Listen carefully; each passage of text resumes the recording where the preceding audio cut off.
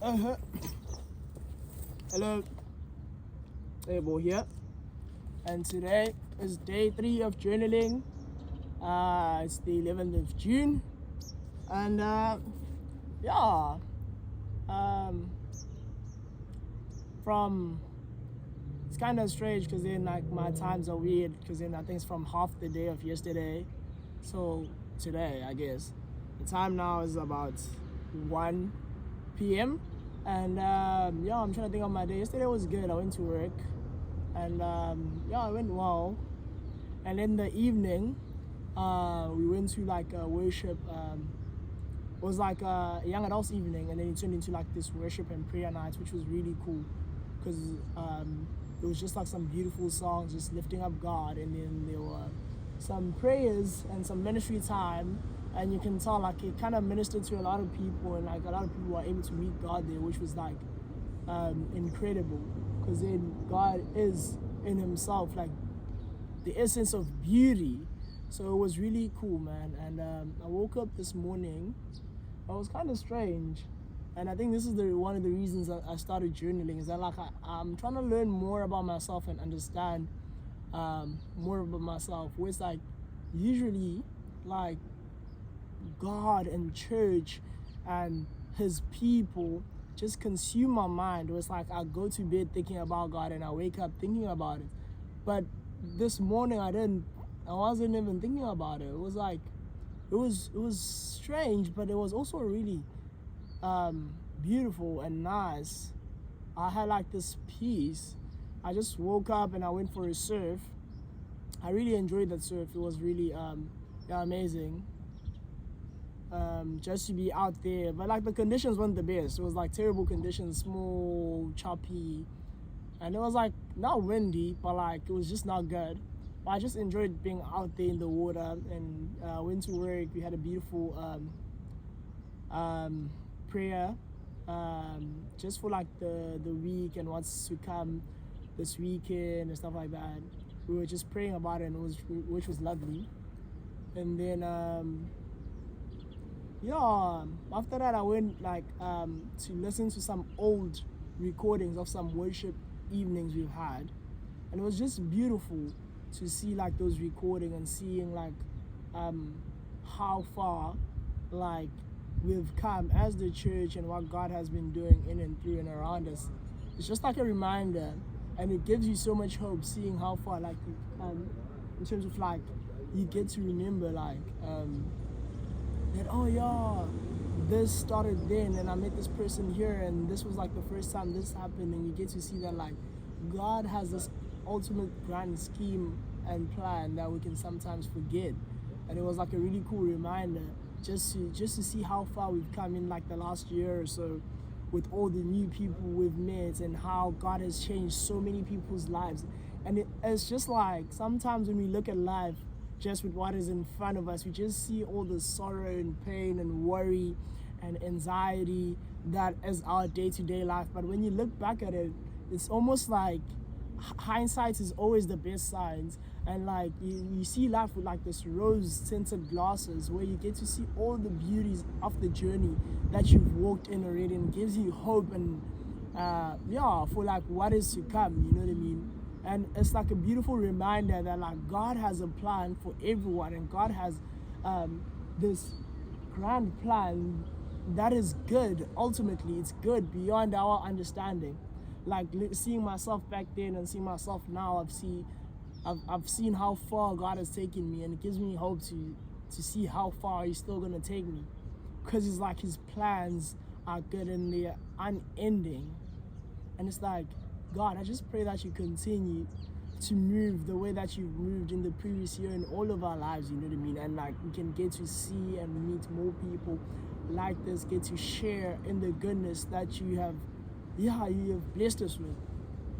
And in that, I also watched some videos of some baptisms that happened at the church, and it was also like this cool reminder of like, yo, like the reason I gave my life to Jesus was because of this, you know what I mean? It's like because of His love, because of how much He's changed me, because of how much goodness He's shown me, because of the love that is unending, because of how much yeah, just like he's changed everything about me. He's given me this new identity. He's given me a promise. And I feel like that is the trick that the devil uses the most to get at us as believers and as Christians, is that like he makes us forget what God has promised us. It makes us forget the promises that God has for us, his good and his perfect and his pleasing plans for our lives. And it's like, as much as like we sometimes think the enemy comes in these big disastrous ways, it's like I think that is like the most common way he comes. It's just like by making us forget who God has called us to be, who God has made us, and who he has created us to be. And then we just like start acting out of impulse and out of reaction, and just like, oh, this happened, let me act like this happens. It's just like this world that is constantly like reacting to situations, where it's like with God and his promises, he creates this environment of like we just acting out of faith, not out of reaction of what happens to us. And it kind of like takes away this like offense, and then like this self-pity, and then this like self-victim mindset, and it puts us in this mindset of like, my God is good and he has a greater plan. And I feel like, yeah, that is how the enemy gets to us, is that like he makes us forget the promises that God has for us. He makes us forget the love that he has for us. He makes us forget the plans that he has for us. He makes us forget what he has called us and who he has called us to be. You know, like Psalm 139 talks about how like he created us. He knew us before we were born, before any word out of our mouth was uttered, before a single one of our days came to be. He knew them all. And it's like, that's how the devil gets to us sometimes, that like he makes us forget. You know, like I'm recording now from a bench, and it has like a plaque that says, for where you go, I will go, and where you stay, I will stay. And that's Ruth 1:16. It's like, it's just a beautiful reminder of what God has for us. That like God is always with us, and God is within us. And it's like, for me, as this messed up human beings who has my own things to deal with, that he chose me to be the one he dwells, and he chose me to be his dwelling place, like the commander of heaven's armies, the ruler, the sustainer, the creator, the author of the whole universe, has chosen me, this mere human being. And you know what I mean? It's like, in that, it is beautiful, because then he has seen me as good and fitting to host his presence. And it's like, God, I pray that you continue to remind me of who you have called me to be. You know what I mean? And just like with that, I don't know if I'm gonna start adding titles to these journals, but if I had to add one, this one would be called Remember. You know what I mean? It's like, remember what God has said. Remember like the promises he has for me. Remember the identity he's given me. Remember that he lives within me, that I am fearfully and wonderfully made. You know what I mean? It's like I'm made righteous in him by his blood. And I'm like, God, I pray that I remember your goodness. I pray that I remember that you are in me. I pray that I remember all that you have for me. So y'all, I don't think I have much to journal today, but a scripture I read is Psalm 128 today, and I'll read it out just so I can remember. Whenever I look back to this video, it says, blessed are all who fear the Lord, who walk in his way. You will eat the fruit of your labor. Blessings and prosperity will be yours. Your wife will be like a fruitful vine within your house. Your son will be like an olive shoot around your table. Thus is a man blessed who fears the Lord. May the Lord bless you from Zion to all the days of your life. May you see the prosperity of Jerusalem, and may you live to see your children's children. And this is just a beautiful reminder that like we are blessed when we fear the Lord. And it's not like this like worldly version of fear where it's like you're afraid and like you're anxious of a situation, but it's more of like when you're in awe of God.